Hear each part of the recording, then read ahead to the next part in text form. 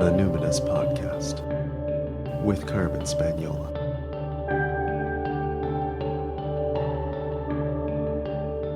Hi there, and welcome to the Numinous Podcast, where we have interesting conversation with everyday folks about the mystery of life. This podcast is a complement to the Numinous School, my online intuition development program for people who want their self-awareness to serve a greater good. I'm your host, Carmen Spaniola, and today on the podcast, I'm speaking with Janet Rogers. Janet is an artist, writer, and poet, as well as producer and host of Native Waves Radio. I heard Janet speak at a conference for radical women's leadership, and I was excited and nervous when she accepted the invitation to be on the podcast. I fondly refer to this episode as the one in which Carmen is schooled. I find it a bit embarrassing, actually, but I've procrastinated a bit about releasing it, but in the interests of moving forward, I'm very pleased to share with you the rich and personally very meaningful conversation I had with the formidable Janet Rogers. So Janet, what identities do you lead with in the world?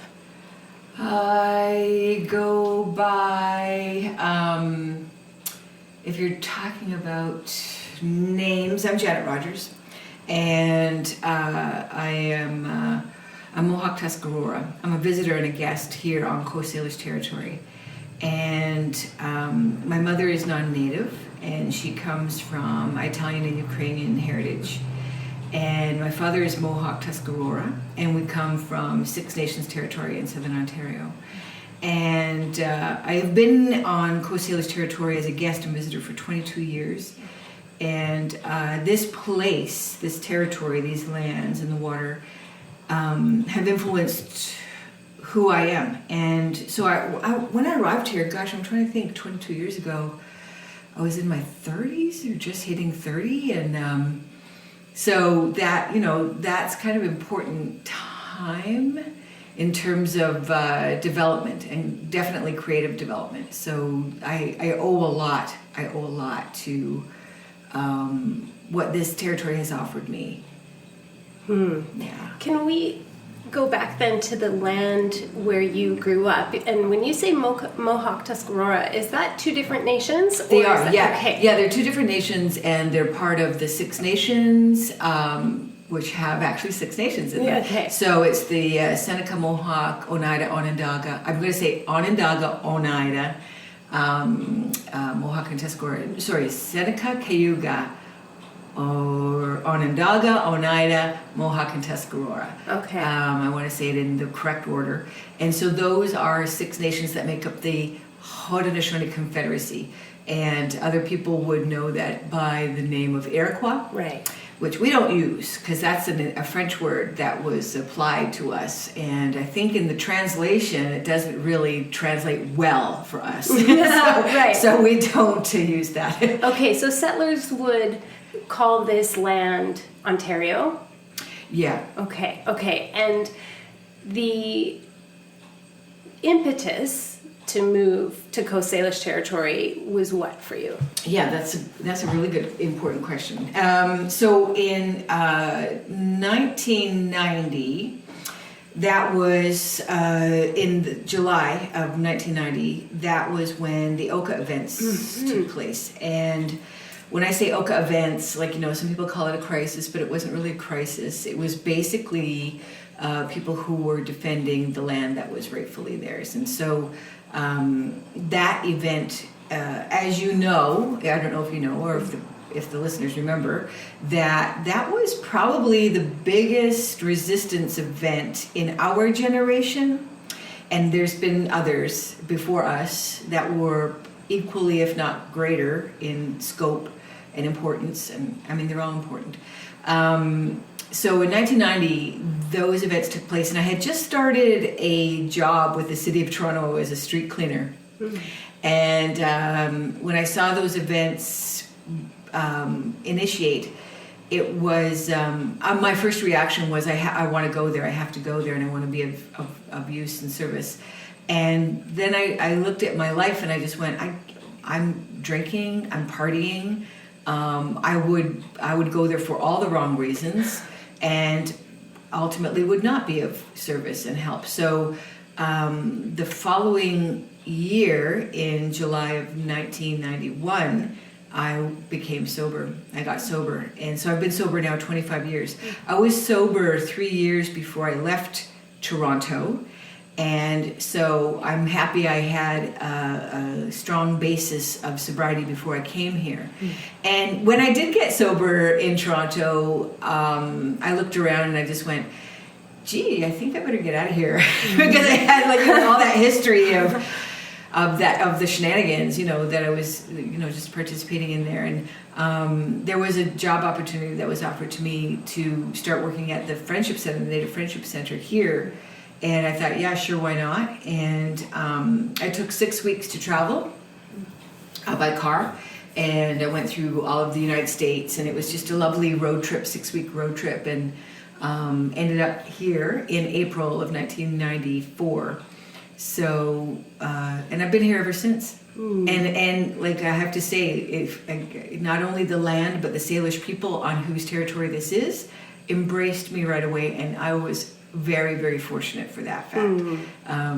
So, and to this day, I have a very close, beautiful, respectful relationship with the Coast Salish people, the Songhees people, the Esquimalt people, the West Saanich people, East Saanich people. So I feel very embraced and very fortunate to have that relationship. So I've been here ever since. That is kind of a marked characteristic, I think, of our local First Nations, isn't it? The graciousness. Well, they're not our. No, they're it's themselves. Not mine. Yeah, exactly. Thank you. Yeah. Now, you mentioned Oka, the events of Oka, which would some people refer to that as Kanesatake, or is that a separate? That's right. Okay. There were, and Kanesatake, and all of those. There's lots of different Haudenosaunee Mohawk nations that are basically the same nation, but the territories are Akwesasne, Kanesatake, Ganawage, Six Nations, Tyendinaga, and then there's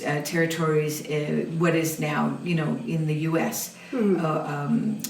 That the colonizers' border crossed over our territories and separated, but didn't separate the Haudenosaunee territory. So all of those nations are the same nation, and we have the same culture, basically the same language, but different territories because we got moved up. Right. And we've been displaced. So some people dispersed and just settled elsewhere. So that's why there's all the different Haudenosaunee territories, but we're the same people. Now, as a settler, I've heard that the Mohawk women are a particularly strong, fierce collective, and that is one of the legacies of Oka that, as a young person at that time in my early 20s, but I remember the women on the front lines there. Do you as a Mohawk woman identify with that, and do you draw strength from that still, even though you didn't physically go? Yeah. Carmen, I'm sitting across from you, so what do you think? Right, makes sense. What do you feel? I've never been asked to dial down my Mohawk. Yeah. Although sometimes I feel to do that on my own accord, just to be respectful of space and circumstance. But when I came here, I realized that I vibrate like a Mohawk person, and I operate like a Mohawk person, and that's just in me. And I understand that the Salish people, they get the same things done that we get done, but in their way, in their Salish way, which is not a Mohawk way. Right. And I'll give you an example. A recent example, because I still need reminding of this sometimes, and that is we all know that there's the Red Warrior Camp at Standing Rock right now, which is very active, and we're in the middle of it. It's very exciting, but very, very scary times.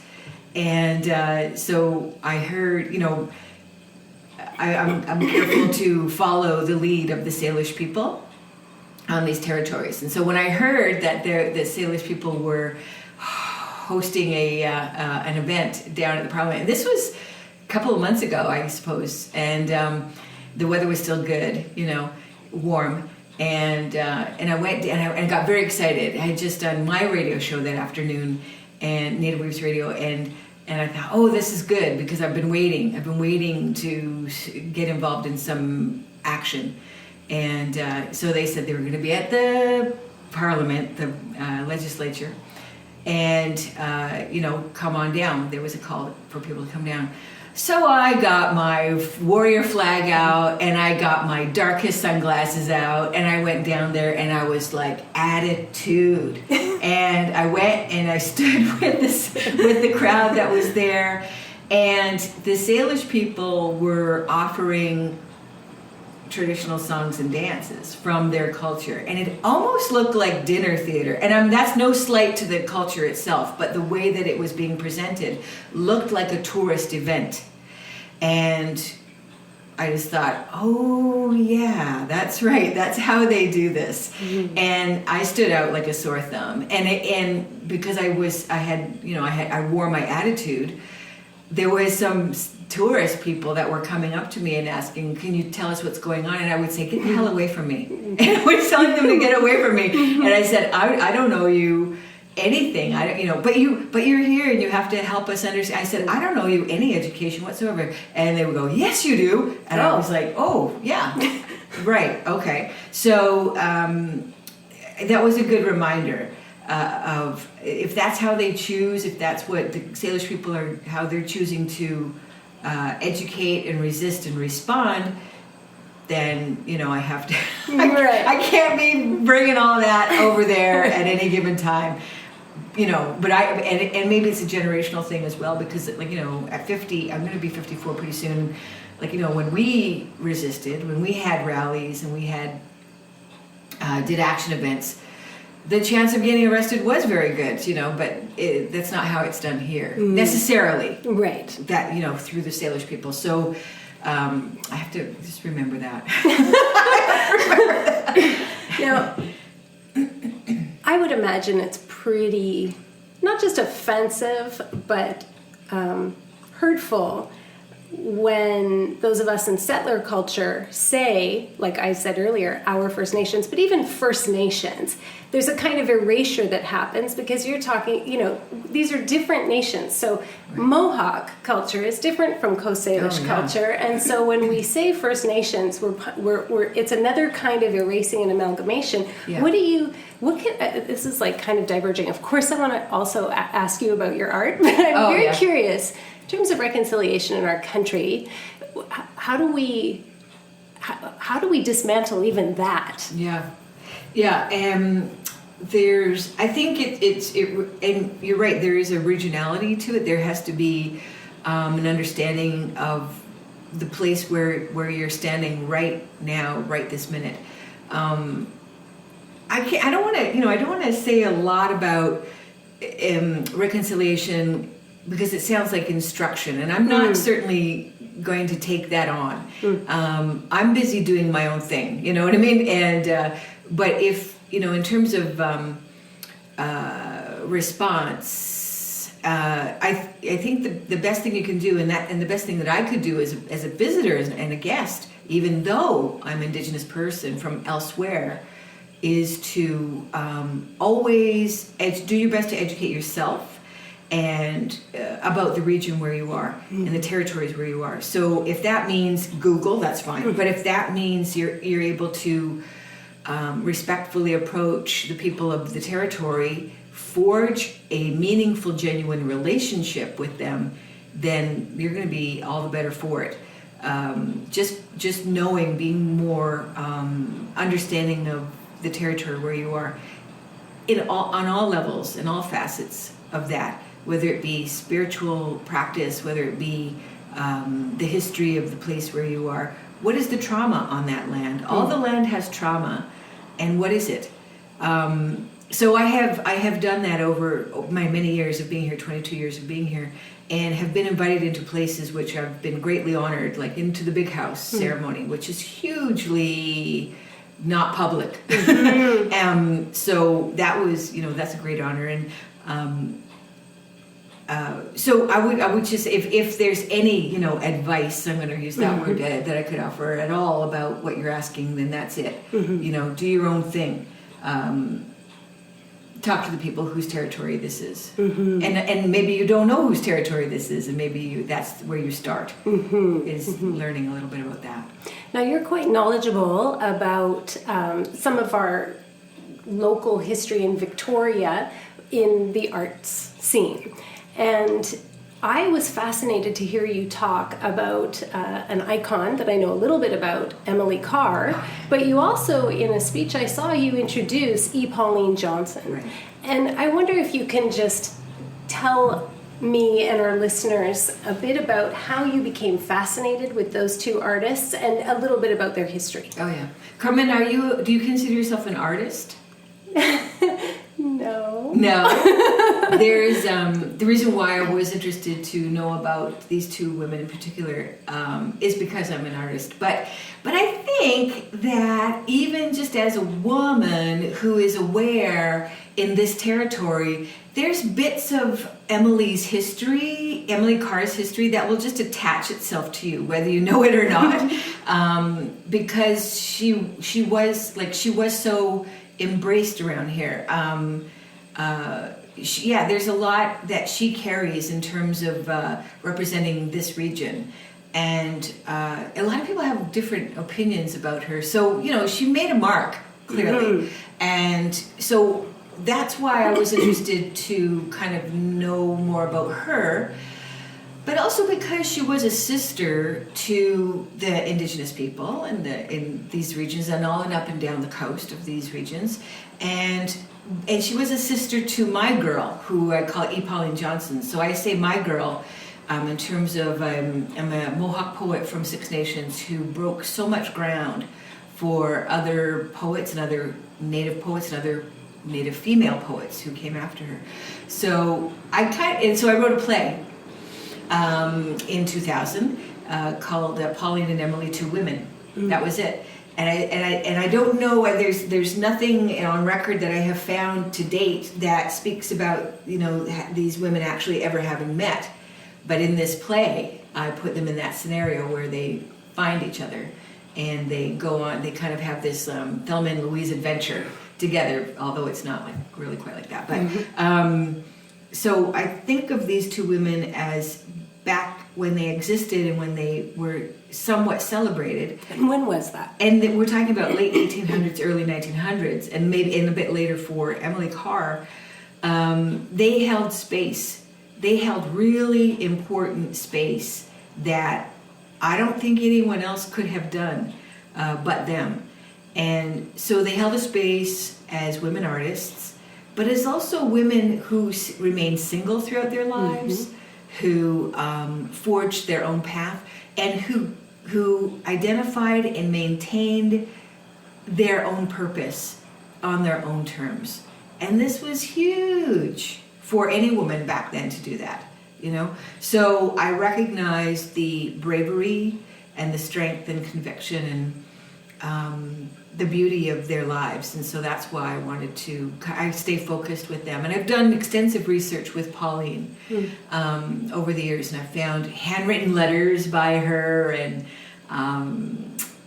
other wonderful things, family objects in museums and things like that. But and I've read, of course, her work, and I've realized that although I don't believe that I am her incarnate, that I, in a lot of ways, that I'm continuing the work that she started as a Mohawk poet. So I take great responsibility with that.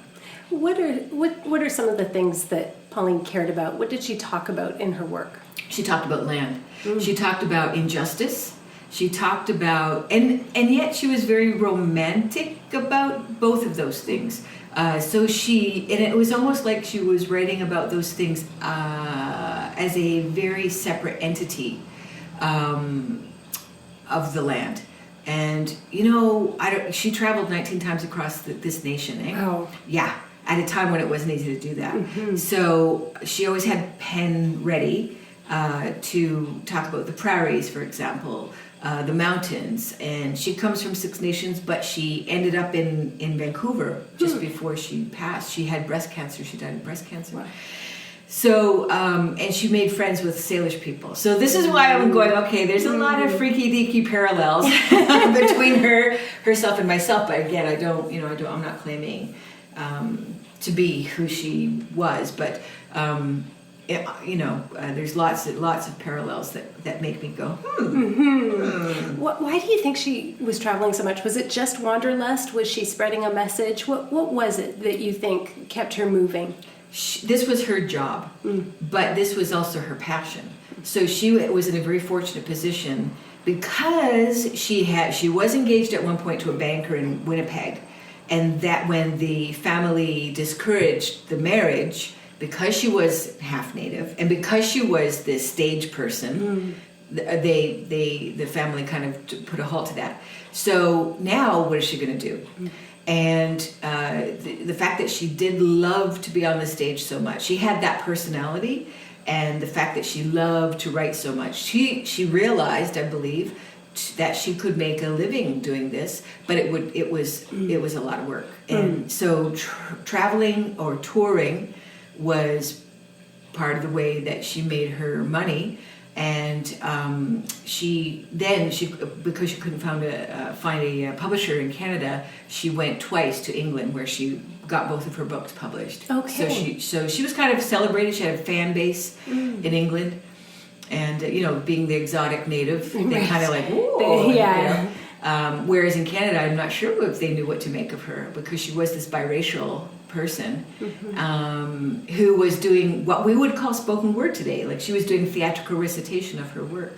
So talking about land and talking about the savage Native, in romantic terms and things like that. So she played into, but it was to her benefit that she helped to shape her own identity through that, through those stereotypes. And what do you imagine that she and Emily would do and talk about when they have in the play, I write about them having to combat rumor and gossip, and because they were single women.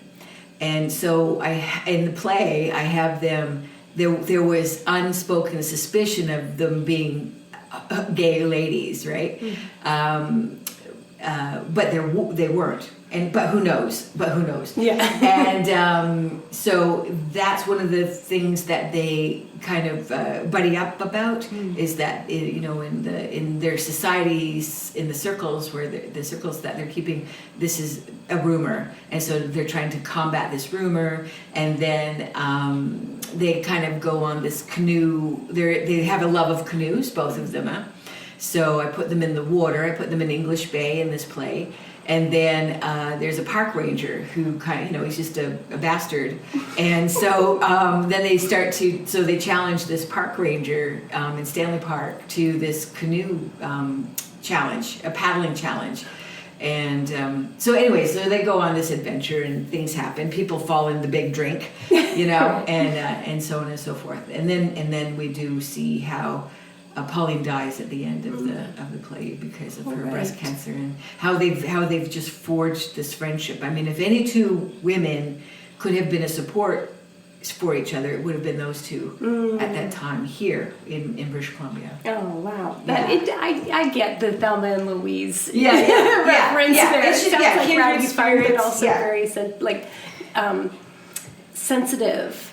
It has a lot of heart, and there's some great depth, and I can see how these would be timeless struggles for women. Yeah, and I mean, and that still exists today. We're in the best place we could possibly be today. I always say that today is the very best day to be a woman. Better than yesterday, better than last week, better than last month, last year, so on and so forth. Even though our struggle, we have to stay vigilant with our promoting our rights and promoting equality and things like that. Now, this is getting back to your question about Haudenosaunee women and the place that we have in our traditional societies is like, this word feminist. We never had a word for feminist. in our language. And so, which is a very interesting point to begin with. But maybe, I mean, that's a very new word anyway, and nobody had a word for feminist, you know what I mean? So that's how we operate. That's just how we operate. And I'm not sure, like I did identify with that word at one time in my life, and that was like really early on, when feminist was a different thing than it is today. And my mother was part of the women's movement, right? When it used to be called the women's movement. Right. And she brought me to different rallies and women's centers and things like this. She was healing herself from her own trauma, personal trauma, and so that was part of my upbringing. And the way I see the word being used and tried on by different people today, it's not the same. And I'm not saying it's worse, I'm just saying it's not the same. When I was identified with that word, the feminist word, it felt a lot more grassroots than it is now. It just felt like it was supporting the individual's healing journey, whereas today it seems like that word looks at the whole and does its very best. It's almost like scrambling to identify the whole picture, whereas I don't know if we can do that for everybody. And I find that there's a lot of criticism within the feminist movement these days too. So I don't have much use for it now. Yeah. Yeah. Well, and it's been very interesting as a white woman to self-educate and try to bring along other white women about intersectionality and like, who are we speaking for when we say woman? And learning that the suffragists were like racist as hell. Right. It's like, oh, right. Yeah. So that kind of sense of needing to develop a more nuanced language and a more nuanced relationship to like when we're talking about healing of ourselves and others and how the personal is political, boy, is there a lot to learn when you're insulated in various levels of privilege. Even if it's not race, even it's like I've been noticing how I've been trying not to use ableist language. And so trying to get rid of the word crazy or that sort of thing from my language, or lame, and trying to go, that's ridiculous, and name it for what it is, or that's preposterous. It's like, they're just things that I was invisible to for a long time. Right. So, but you know what? That has to, again, I'm going to talk about language again, because because the more we're becoming aware, the more expansive our language becomes. And there's always going to be new language to help define the awarenesses that we're experiencing. And that's just a necessity. So anyways, I just think that it's fair to talk about that word. I would say call it that word. And then to, it's like that word reconciliation. Oh my goodness, what a troublesome word. It's troublesome because I think there's a lot of expectation tied with that word. I think that I'm not sure what everyone's goals are with that word. And I'm just looking forward to a time when maybe we can start using the term post-reconciliation. Then we would know that we've, done something or are in a different phase. And so I'm kind of looking forward to that. I don't use that word reconciliation. It's a funny word for me. I can appreciate that. And I agree that one thing I've noticed as I talk about reconciliation is people wanting to hasten to forgiveness as though they're equivalent. That's right. And you said something that reminded me of the word more like repair. But you know what comes with repair? Reparations. There you go. Yeah. There you go. Right. Hello, land. Now we're back to land. Yeah. All roads lead back to the land. Yeah. And Arthur Manuel, I don't know if you're familiar with that author, but he's brilliant. And he says there can be no equality whatsoever if we Indigenous people in this country, in this corporation of Canada, only can claim 0.2% of the land, of the entire land of this nation. There's no way we can find equality amongst the rest of the nation if that's the case. Numbers don't lie. 0.2%, what can you do with that? You can't even buy you a ticket on the ride, man. Yeah. You know what I mean? Yeah. So there's a great chapter, sorry to interrupt, in Thomas King's book, An Inconvenient Indian. And the whole chapter, I mean, and as you know, his narrative voice is pretty easygoing. Sure. So it really ought to be required reading before we have any conversations about reconciliation. Right. or I love repair. Thomas King, Yeah. And what's great about that book is it straddles both Canada and the U.S., so we can sort of understand the imaginary border, the medicine line there, and just, it's the same land base. So whatever is happening south of us is affecting us as well, and vice versa. The same with whatever is affecting Indigenous people is affecting non-Indigenous people. Same difference, man, and vice versa. So we're if you're thinking of land as body, which I always do, then that's what it is. Like there's what is this line? What is this line? What is that? I think of the crazy election that we're all kind of hoping to heal from soon. I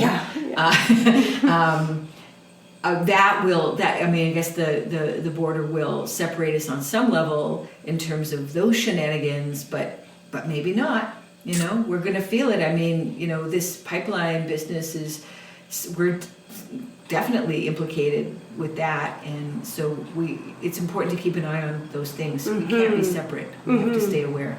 And you mentioned Standing Rock, and of course, so our I keep saying our because I guess I feel this conditioning towards possessiveness. So I apologize for that. The Coast Protectors standing in solidarity with the Water Protectors makes so much sense. Absolutely. And is providing a really good model, I think, for cooperation and solidarity. Yeah, there's so speaking of writers, Eden Robinson, I don't know if you're familiar, anyways, a wonderful celebrated writer from the coast area. I can't remember the name of her territory, sorry to say, but she lives in her home territory on the coast of British Columbia and up north, and her little village are so dependent on their the water for their food sources and their livelihood. And there's the big oil industry wanting to send tankers down their coast, and they're just a little village. They don't have a lot of people. They don't have a lot of resources. How can they combat the big oil companies?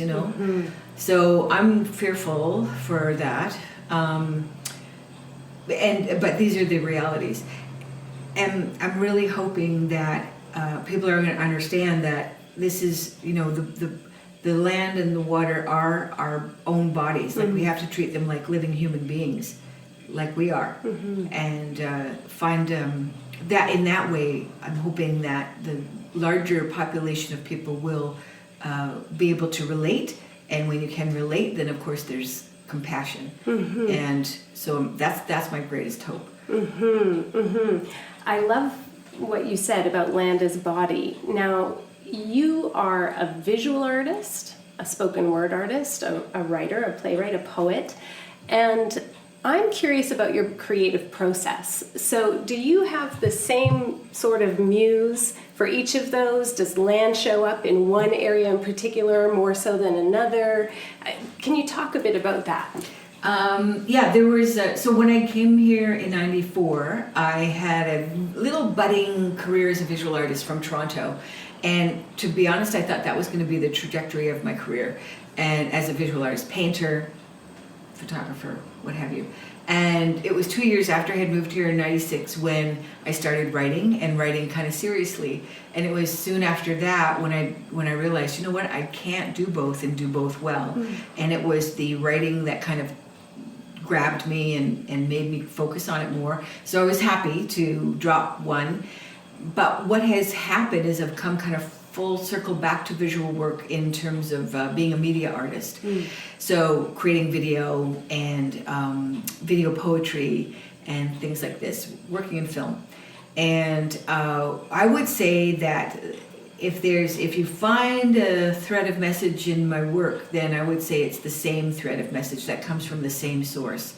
And all of it, I don't even know if I want to define what what it is, but it comes from a very, very honest place, one that, a place of exploration as well. Because I certainly don't want to. I want to make it clear that I'm exploring just as much as you are. I'm on a journey just as much as anybody else is. And if I have answers, hooray! Yeah, I mean, they might be there in the work. And if you find them, I'm glad. But I'm certainly not. I don't set out to offer that.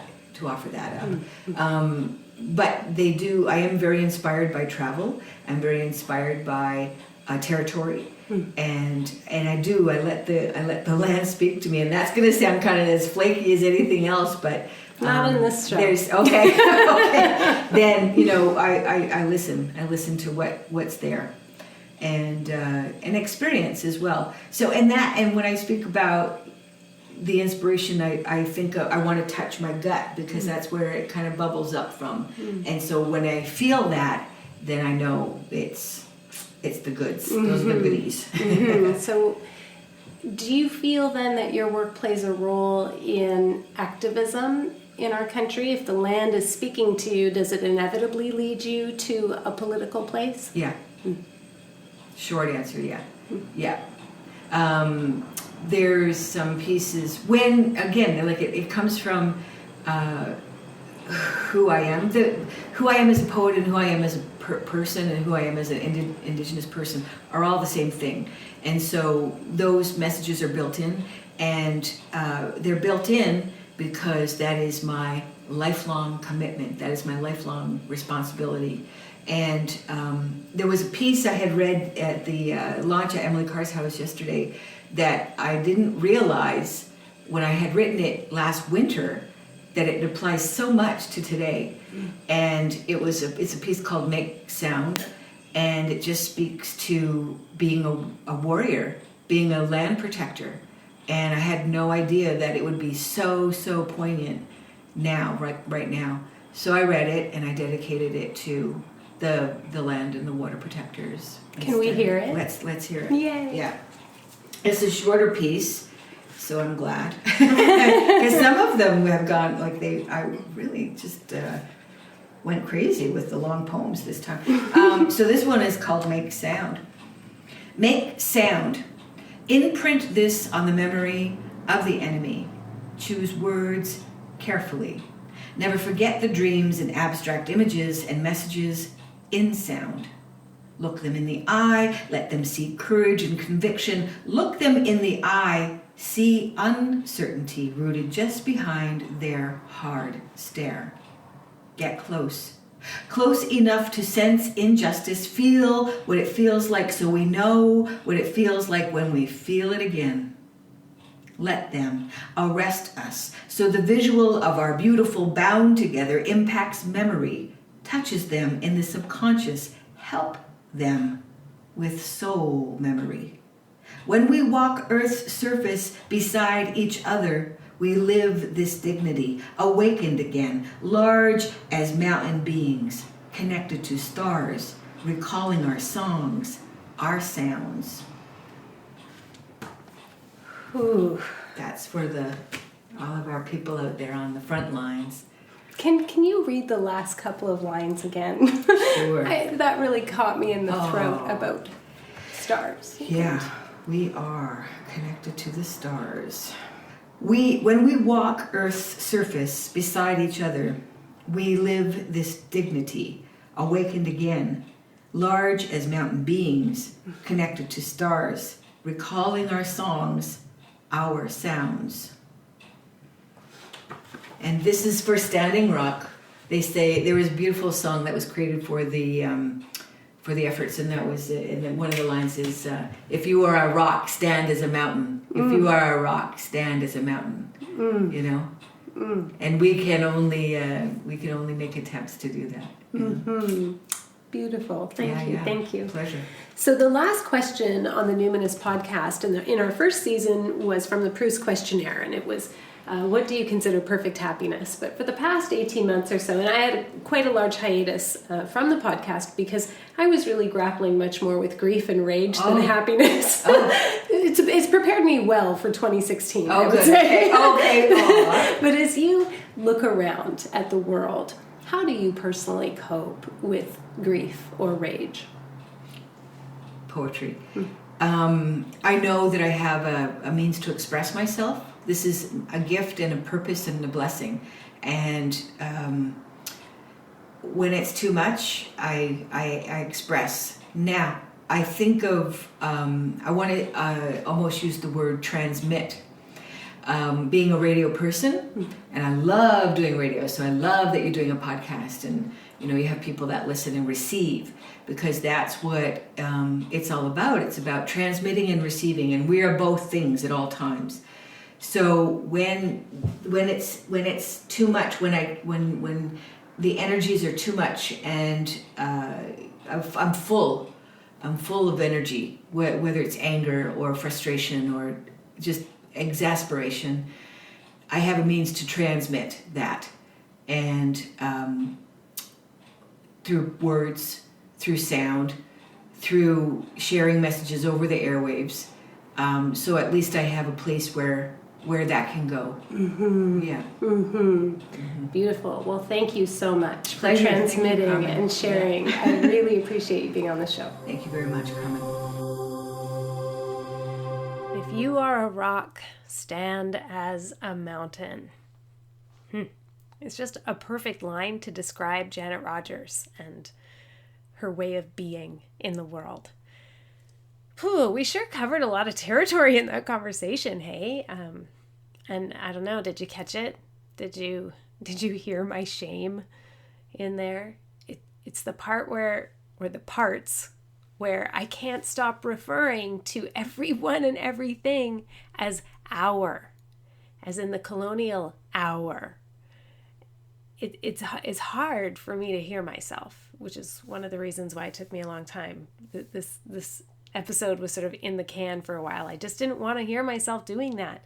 But I share that observation with you because I think it's important for us as settlers and white people to notice our own white supremacy in action and make continued efforts to correct it. And obviously I have a ways to go. So if you are a white person who sometimes feels like a jerk for inadvertently perpetuating the very things you seek to dismantle, you are not alone.